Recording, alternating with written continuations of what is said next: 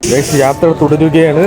മട്ടാഞ്ചേരിയിലെ തെരുവോരങ്ങളിൽ കൂടെ നടക്കുകയാണ്. ഇപ്പം അല്ലടാ, ചെറിയ ചെറിയ ഫ്രിഡ്ജുകളിൽ റെഡ് ബുൾ. നമുക്കിനി സിനഗോഗിലോട്ട് പോകാം. പോകുന്ന വഴിക്ക് അലാവുദ്ദീൻ്റെ പറക്കും കമ്പളം മുതൽ ആൻറ്റിക് ഷോപ്പുകളും കൂടുതൽ ഡ്രസ്സുകളാണ്. വിനോദസഞ്ചാര ആൾക്കാരെ ആകർഷിക്കാൻ വേണ്ടിയാണ് ഇതെല്ലാം. അതുപോലെ തന്നെ ഈ ഷോപ്പുകൾക്കിടയ്ക്കെല്ലാം കഫേകളും കാണാം.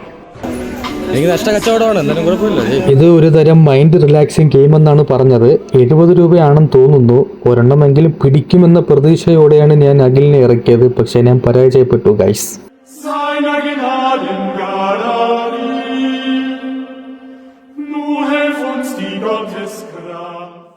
ഇതാണ് കൊച്ചിൻ പരദേശി സിനഗോഗ് അല്ലെങ്കിൽ മട്ടാഞ്ചേരി സിനഗോഗ്.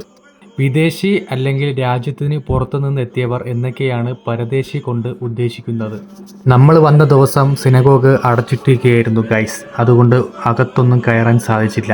യൂറോപ്യൻ രാജ്യങ്ങളിലെ പീഡനങ്ങളിൽ നിന്നും രക്ഷപ്പെട്ട് കൊച്ചിയിലെത്തിയ ജൂത സമൂഹത്തിനായി 1568 പണി കഴിപ്പിച്ചതാണ് ഈ ദേവാലയം. പുരാതനമായ ഈ സിനഗോഗിന് 450-ലേറെ വർഷത്തിന് പഴക്കമുണ്ട്. ഇവിടെ ഒരു ക്ലോക്ക് ടവർ ഉണ്ട്. 1760-ൽ അറിയപ്പെടുന്ന ജൂത വ്യവസായിയായ എസക്കേൽ റഹാബിയാണ് ഈ ക്ലോക്ക് ടവർ നിർമ്മിച്ചത്.